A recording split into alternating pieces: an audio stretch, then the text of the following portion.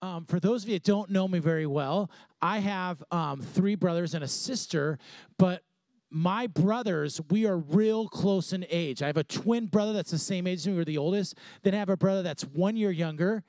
And then I have a brother that's like 4 or 5 years younger. And so we're all within like 5 years, 4 boys. It's pretty awesome. So when you have a bunch of brothers that are around the same age and they love sports, you play a lot of sports. I mean, growing up, we played sports all the time. And I remember especially in junior high, we were hanging out. We would play basketball, we'd play football, we'd play wiffle ball in our backyard, we'd play volleyball, we'd play basketball inside on a little basketball hoop. But when my parents left and they were at work and it was just us during the summer, sometimes we would take every pillow, every cushion in the house and put it in our living room, and we would do WrestleMania, okay? 2-on-2. And, I mean, we had a fireplace that was probably like this high, and so that was perfect for, like, the top of the ropes just to jump off and body slam. I mean, it was intense battles. Unfortunately, every game we ever played, whether it was football, baseball, basketball, whatever, someone always got hurt, okay? And I still remember this one time, because I know it was in junior high because I remember the house, because we lived at a certain house from 6th grade to, like, the beginning of my freshman year of high school. And I remember that we were playing, and one of my brothers, I think my other brother body slammed him, but somehow he hit him or did something to where my brother hit his head. And it's my brother that's the most, like, mild. Like, nothing bothers him. He doesn't get mad, but something happened where he got so hurt, he went psycho, okay? Like, he went crazy, intense, and he's crying, and you think he's running to the room to, like, go to the bedroom and maybe cry because he's in so much pain. No. He has to go by the kitchen, and when he comes back, he has the hugest knife I've ever seen. It's like this huge knife, and he's yelling at my brother, "I'm going to kill you." Now, me and my other brother, there's 4 of us, we're trying to hold him back because he's in psycho mode. And he's just like, his face is red. I've never seen him like this in my life and never seen it since. And my other brother is kind of the biggest of all of us. My brother's 1 year younger than me. He's like bigger than all of us. He grew quicker than us, so it kind of stinks when you're the oldest, but you have a brother that grows quicker and all that stuff. So he was huge. And he literally, I saw him like go, "Oh, crud." And he takes off out of the house. And my brother with the knife is kicking and pushing us, and we finally can't hold him back anymore. And he takes off, and he's chasing now my brother down the street with a huge knife. And I have my younger brother, who's the bigger guy, is like calling out, "Help, call 911. My brother's going to kill me," and just runs down. And luckily, my brother who had the knife eventually calmed down and came to his senses. What am I thinking? Calm down. And then he came back to the house. When he came back with the knife, I was checking to see if there's any blood on it. There was no blood on it. He was fine. And we calmed down, and I don't think we've ever talked about it since. In fact, he probably won't remember it until until he watches the video. But I tell you that story because when you have a bunch of brothers that love to play games and hang, not the video of the event. I'm saying the video of me talking online, okay? I do not have a video of that event. We didn't even have video cameras back then. So, but when brothers hang out and you're having fun, but you competitive and you get heated, crazy things happen. Well, today we are going to be talking about some brothers. So if you have your Bibles, open up to Genesis 37, and it kind of got heated, you will find out. And here's how it starts. You see, last week we ended talking about Abraham. Well, Abraham had a son, Isaac, who had 2 sons named Jacob and Esau. And then Jacob is the dad in this story. And so if you have your Bibles, here we go. It says this. It says, Jacob lived in the land where his father had stayed. So remember, this is Abraham's grandson. So we're talking about Abraham's great-grandchildren. Okay, in the land of Canaan. Joseph, a young man of 17, was tending the flocks with his brothers, the sons of Bilhah and the sons of Zilpah, his father's wives, and he brought their father a bad report about them. He's already, you're finding out, he's the young guy and he's a tattletale, okay? He's always telling on his brothers, which is not normally a good sign when you're the youngest brother and you're telling on everyone. And it says this, now Israel, which is interesting to say that because that's actually Jacob also. That was another name that God gave Jacob, which is funny because we find out the rest of the Bible is about the Israelites. Isn't that interesting? Okay, so it says, now Israel loved Joseph more than any of his other sons because he had been born to him in his old age, and he made a richly ornamented robe for him. So he made this cool robe for him because it was his favorite son. You know, he was old and had this son when he's old, and that's kind of his favorite son. He was kind of the spoiled kid. And it says, when his brothers saw that his father loved him more than any of them, they hated him and could not speak a kind word. So he's a tattletale, he's dad's favorite, and they hate him. And on top of that, if you keep reading, he has two separate dreams, and he tells his brothers these dreams that in both dreams, he is telling them, guess what? I had a dream, and in the dream, you're all going to bow down and worship me. And they're like, oh, we're going to worship you? You're the youngest. We're going to worship you. And he's like, then he has another dream, and he tells them how not only are you guys going to bow down to me, mom and dad are too. And they're like, you're crazy. And now they hate him even more. So his brothers are chilling out. They're shepherds. They have all these sheep they have. And unfortunately with sheep, they eat all the grass in front of them. So you're constantly moving them to more grass or else they will starve and die. So they move their sheep far away to graze.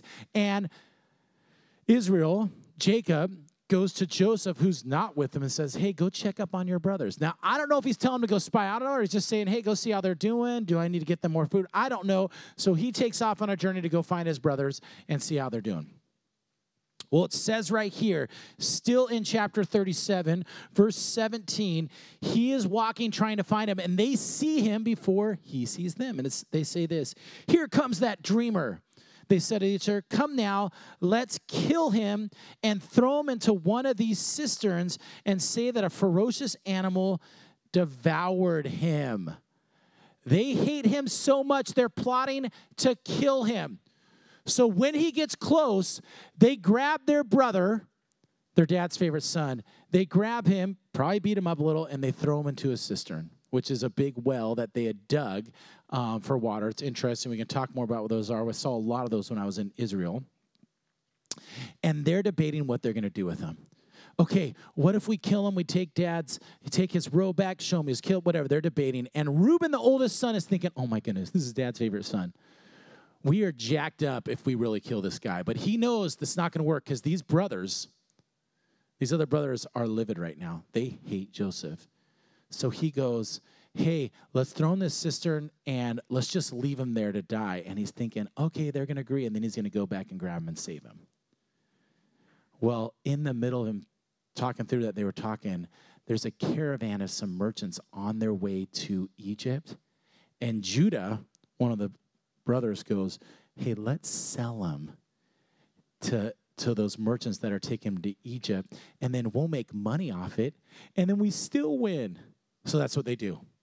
So they send him off to Egypt, and they don't know what to do to make sure dad isn't mad at them. So they kill an animal and put blood all over it, and they take it home to dad and go, you know, we were on our way back, and we found this robe with blood all over it. Dad, is this Joseph's? And dad looks at it, knowing it's Joseph's, because that's his favorite, robe he had made him. He looks at it and goes, oh my goodness, my son's been killed by wild animals. And he mourns and he's sad. And they're like, yeah, we won. We won. So if we go now, turn a little bit farther to chapter 39. You can look at 38 later. It's a crazy story about, it's just a crazy story, okay? Very crazy story. If you want to read it, it has nothing to do with Joseph. That's how we're splitting it up. I'm skipping it. But we come to chapter 39. What had just happened? We know Joseph, who's 17, maybe 18 by now, was sold into slavery. And we come to 39. It says, now Joseph had been taken down to Egypt. Potiphar, an Egyptian who was one of Pharaoh's officials, the captain of the guard, bought him from the Ishmaelites who had taken him there. And if you keep reading, it's kind of cool. He became a slave in Potiphar's house, but it says that the Lord was with him. Because he obeyed God and trusted God, God gave him favor. And this is crazy. Potiphar made him number 2 in his household. In fact, even though he was a servant, he was treated not like a servant, and he was over the whole household. And whatever he wanted, whatever he did, Potiphar allowed that because everything he did prospered. And so he trusted Joseph.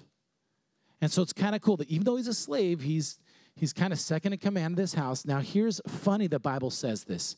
It's in verse 6, it says this. Now, Joseph was well-built and handsome. Okay, isn't that funny that to say how he's well-built? So he's probably pretty, like, buff and chiseled and, like, you know, and good-looking, handsome. And it says this, that after a while, the master's wife, Potiphar's wife, took notice of Joseph and said, come to bed with me. So she's like, he's so hot. She's like, hey, when Potiphar's not around, she wants to sleep. You're like, the Bible says this? Yeah. You want to read it again? It says it. Is that crazy? So she wants to go to bed with him. And he's like, why would I do that? I'm number 2 in the household. There's nothing that I can't do. I'm allowed to have anything I want in this house except you. That would be stupid. I like my job. And so instead of sleeping with her, he said no. Well, it says she kept bugging him. Whenever Potiphar's gone, she would bug him.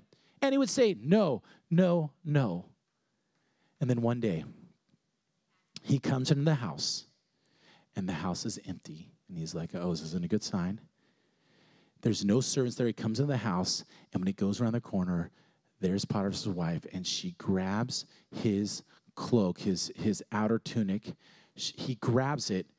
She grabs it and says, go to bed with me right now. And he says no, and he can't do anything because she asked him that he has to actually get out of his robe, runs out in his underwear to escape. Okay, takes off. Well, she is so upset, so hurt, can't believe. Remember, she's powerful. She's so upset that when Potiphar comes home, she immediately runs to Potiphar and says, look it, Joseph tried to rape me, and here's the cloak. I screamed and yelled, and he was so scared because the tenants were coming that he ran and left his cloak. And immediately Joseph was thrown in prison. Is that crazy? Is that crazy?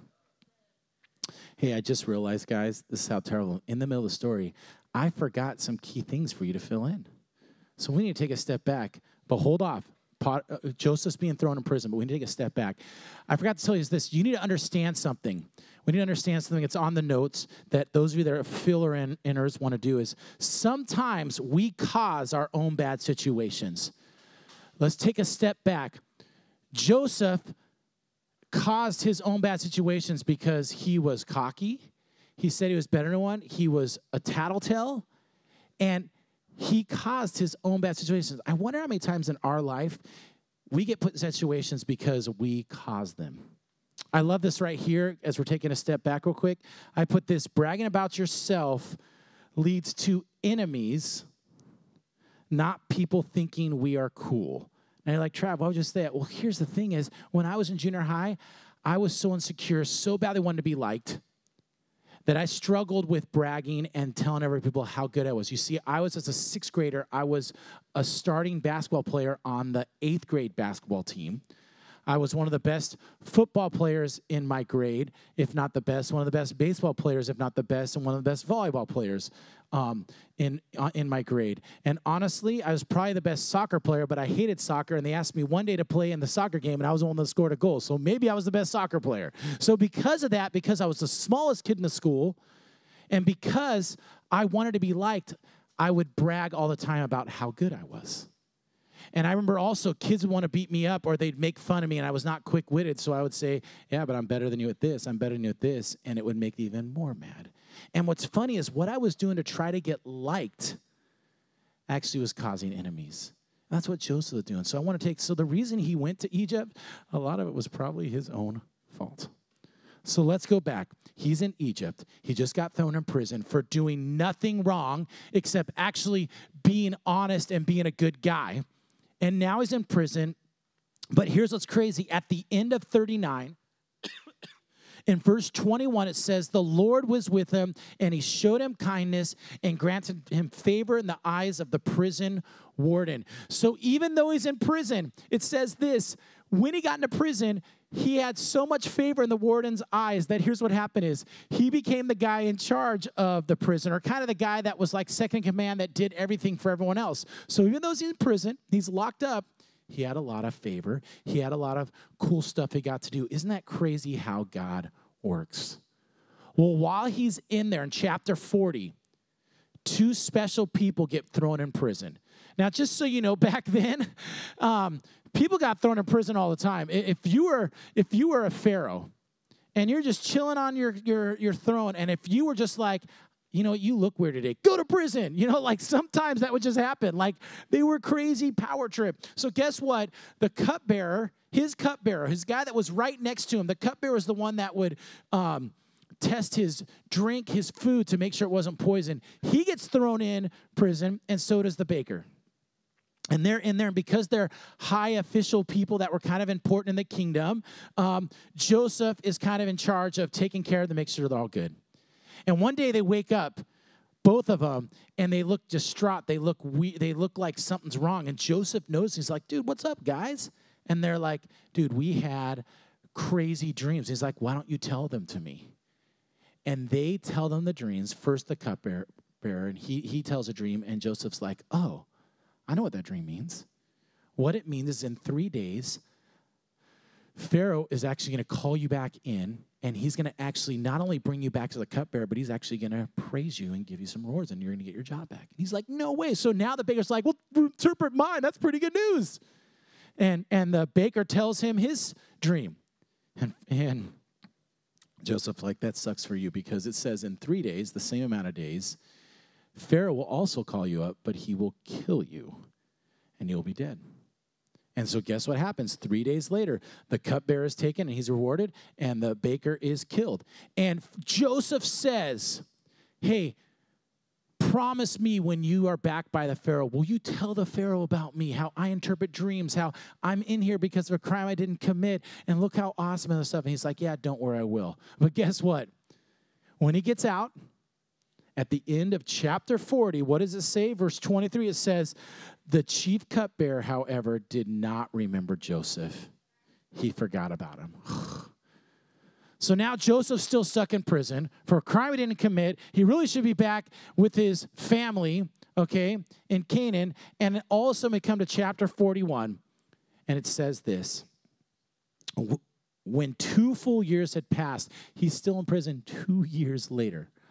Is that crazy? 2 years later, it says that Pharaoh had a dream. Now, listen, I don't understand these things with dreams. I don't know if a lot of people didn't have a lot of dreams, so when they had one, it was a big deal. I don't know if there were certain dreams that were just so crazy and insane to people because they would normally have dreams about their family or something, and then now there's like a weird dream. I don't know why it disturbed him, or it could have been that he kept having the same reoccurring dream every single night. And maybe that's what got his attention. But he had a dream, it freaked him out, and he wanted someone to interpret it. And nobody can interpret it. And then, the cupbearer goes, oh, wait.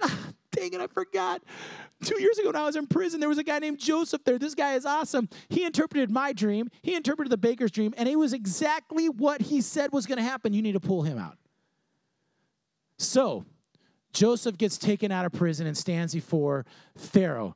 And Pharaoh says, the cupbearer tells me you know how to interpret dreams. Can you interpret this dream? And this is what Joseph says. No, I can't. Is that crazy? You say, no, you're going to get killed. He says, I can't, but there's a God in heaven who can. Isn't that crazy? He didn't even say, yeah, I'm the man. He's pretty much making sure that God gets the credit. He said, but there's a God, and I can pray to him, and he'll interpret it. So Pharaoh tells him this dream. It's a crazy dream about cows and wheat and all this stuff that's like interesting. You can read it. But when he's done telling him the dream, Joseph says, this is the interpretation. He said, you are lucky. God has foretold you the next 14 years. And he said, the first 7 years, we are going to have so much good rain, so much good sun to grow crops that we will have the best crops we have ever had in the history of our kingdoms, and we will have so much abundance of food. But the next 7 years, we will have the most severe famine the world has ever seen, and many people will die. And he said, if I were you and if I was wise, I'd find someone important who could figure out how to store the grain during the good years so that you could feed the people during the bad years. And Pharaoh hears and he's like, oh my goodness, you're the man. You're so awesome. In fact, not only am I going to reward you for you interpreting the dream correctly, I'm going to make you number 2 in the kingdom. And I love it right here. It says right here, the Pharaoh said to Joseph, this is in chapter 41, verse 44, then Pharaoh said to Joseph, I am Pharaoh, but without your word, no one will lift a hand or foot in all of Egypt. And not only did he put him second in command, he's saying that even though I'm Pharaoh, I'm number 1, nobody will lift a hand or a foot without your command.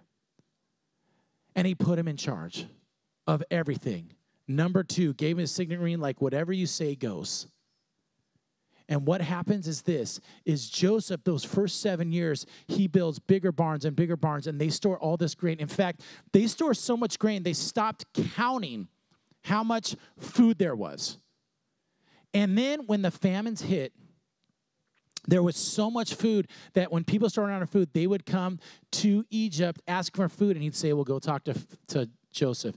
And Joseph would actually have food for him, and he would even, and it was awesome, he could set the price on food. He would sell it. He was making a ton of money for Pharaoh. In fact, it says that first people gave all their money, and then when they ran out of that food, they came back, and then they started giving their land, and then they started working the land like it totally benefited. Eventually, Pharaoh owned all of Egypt, every property. It was unbelievable because of Joseph's wisdom and all that stuff.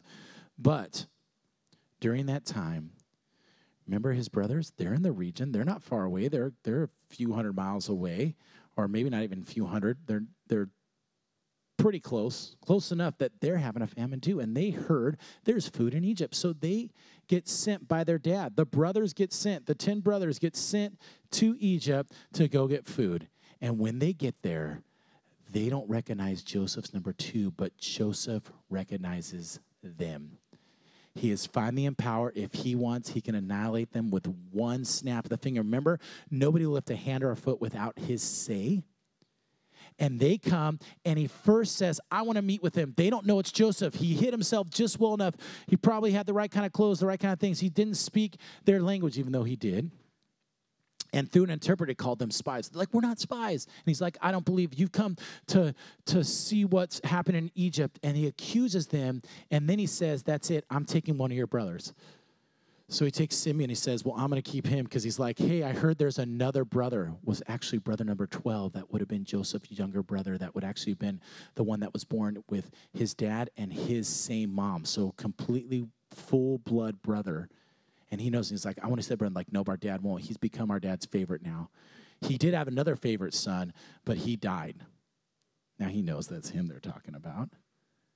And he's like, you need to bring me a little brother, or I'm keeping this guy Simeon. And they're like, no, we can't. So they leave. He lets them go.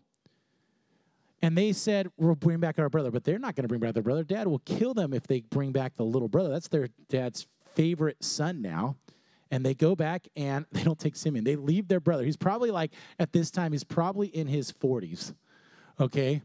They're leaving his brother, 40s, 50s. Is that crazy to think? So they leave his brother. They go back, and then they run out of all that food. And now they're like, Dad's like, you got to go back to Egypt and get more food. And they're like, Dad, we can't go back to Egypt.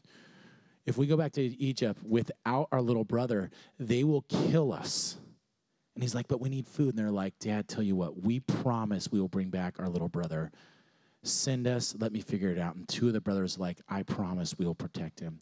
So they get back, and they actually bring their little brother. And when Joseph sees him, he actually has to go in the other room and cry a little bit because he can't believe that's his little brother.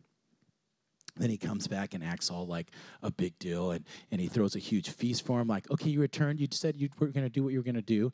And he releases Simeon to him, and he sends them on their way with all the food. But he sets a trap. You see, he puts a silver cup in the youngest brother, Benjamin's sack. And after they left, he sends his guards back, and they stop him. He said, hey, hold on. One of you has a silver cup in the sack, or someone stole it. Can we check your sacks? Like, no one did. And when they get to Benjamin's sack, there's the cup, and the guards are like, that's it. He's arrested. And they're like, no. So they all go back. And while they're crying out to him, please, don't you understand? It's our dad's favorite son. We already had one of them. His sons is killed. It devastated him. It will destroy him. Please, we'll do whatever. We'll give you extra money. We'll give you everything. We'll stay here. And that's when Joseph couldn't handle anymore. It says he actually went in the other room, and he cried in so much anguish that even people outside heard it, which was even worse because when he came back in, they thought he was even more mad. And then that right there is when he just revealed, guys, no, it's me, your brother. And now they're scared. Oh, crap. You're right. That prophecy you had that we would be bow down to you was totally correct. And he says, no, you don't understand. I'm not mad. I forgive you. In fact, what you meant for harm, what you meant to hurt me, God meant for good. You see, it was God who brought me down here. In fact, here's what he said. This is crazy to think, is if Joseph wouldn't have been brought down to Egypt, he never would have interpreted the dream, and there would have been such a severe famine that everyone would have died, even Joseph's family. So God had orchestrated this all along, that Joseph would go there just so that he could become second in command, so that he could pretty much save that whole region. And Joseph told them the story, and he forgave them, and he said, hey, now go get Dad. And they went and got Dad, and when they came back with all their family, everything, Pharaoh said that they could live in this one city, and they could have whatever they wanted. He blessed their family, and that would have never happened if Joseph would have never been thrown into, or never been sold into slavery. You see, it's an incredible story, crazy story. In fact, I had to do that really quickly because, again, it went really fast. I'm sorry, and I only have like 4 minutes to try to go through my points.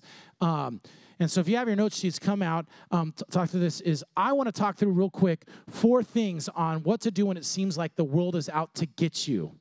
4 things to do. Because I don't know about you, it seemed like everything went against Joseph in the situation, and there might be times that you feel like that. And I don't have time to do them all, but here's the first thing is this. Is 1, trust God and obey him. Or trust and obey God even when it seems like life is unfair. Listen, there are going to be times in your life where you're going to feel like life is unfair.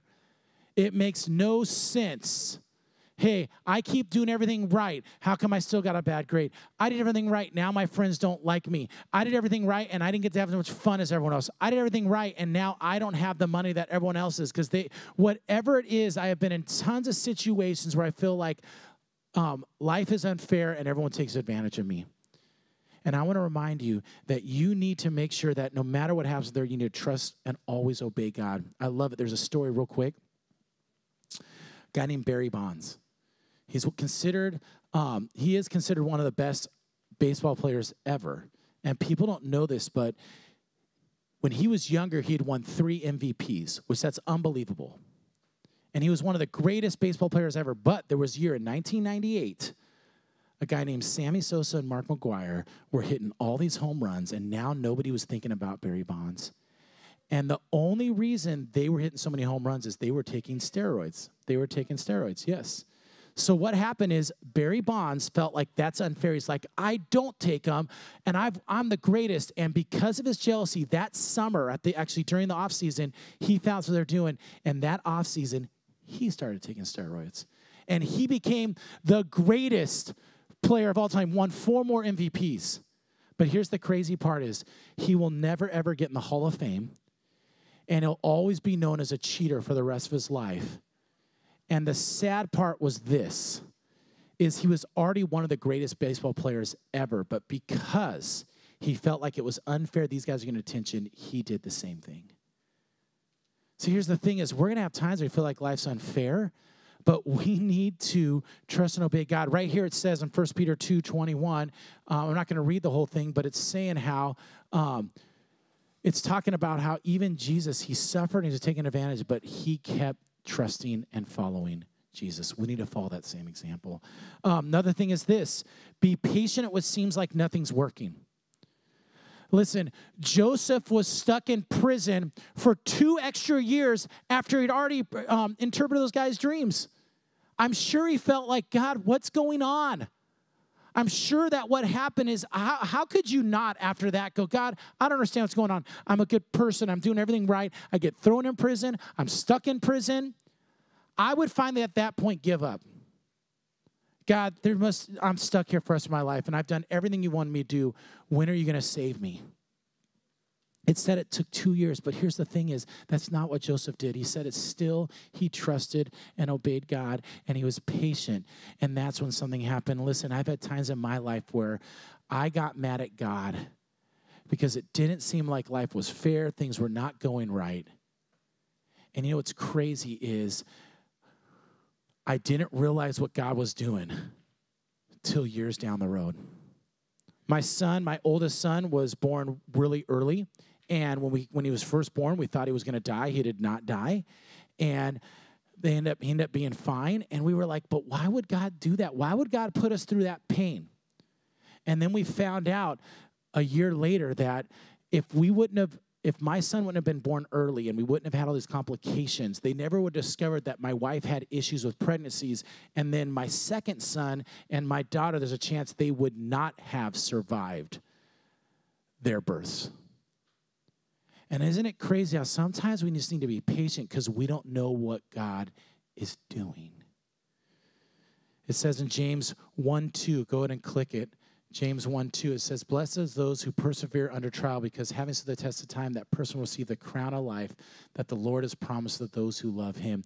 Here's the thing is, it's those who persevere and patient during hard times, they're the ones that are going to get rewarded. Third thing is, be quick to forgive because God has forgiven you way more. Real quick, Joseph forgave his brothers, but he only forgave them because, God had forgiven them way more. Forgiving is the hardest thing to do when someone's wronged you. But if we can remember what God has forgiven of us, it makes it easier. Because here's the thing. You're going to have people that are mean to you or do stupid things or harsh things or things that you feel like are unforgivable. But they're just doing one thing to you. Listen, we sin every day against our God, and he continues to forgive us. If we can remember that, it's a lot easier to forgive. And the last thing is this. Make sure you give God the praise always. I love it. Joseph, when he finally stood before Pharaoh, Pharaoh said, can you interpret my dreams? And he says, no, I can't. But there's a God who can. He gave God the praise. We need to always thank God in everything. We need to make sure it's God who's in control. We need to give him the praise. When something good happens in your life, you need to give him the praise. So today we come to the end of Genesis. We are done with Genesis. And I want to let you know something that's crazy is this. At the end of this, it says Joseph's family came down to live down there. And at the end of Genesis, we end, guys, where the Israelites now are living in Egypt. And you know what's crazy? If you go to Exodus, we all of a sudden find out about this guy named Moses, who has to come and actually get his people out of Egypt. They became slaves there. That's how they got there. But here's the cool thing that you will not hear, you will not understand is this. God needed them in Egypt. And you're like, what? Why would God need them in Egypt? Well, here's the thing. I really believe that, see, when they went to Egypt, they were separated. And it made them have to really unite. And they did not marry outside of the Israelites. And they grew. If they would have stayed in their land, I really believe they would have started marrying all those people there. And then it would have really hurt the Israelite people. And they would have followed other gods. And it was actually God was protecting them for a certain time to where he could take them out.